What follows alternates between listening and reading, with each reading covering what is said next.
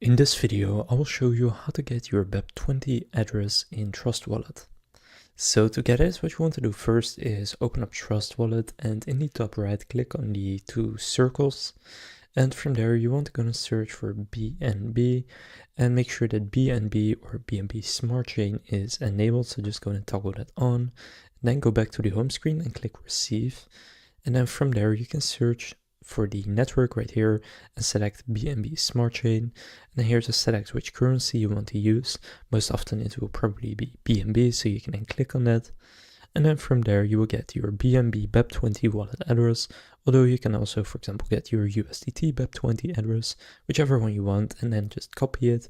And you can send crypto over the BEP20 network or BNB Smart Chain to that wallet address.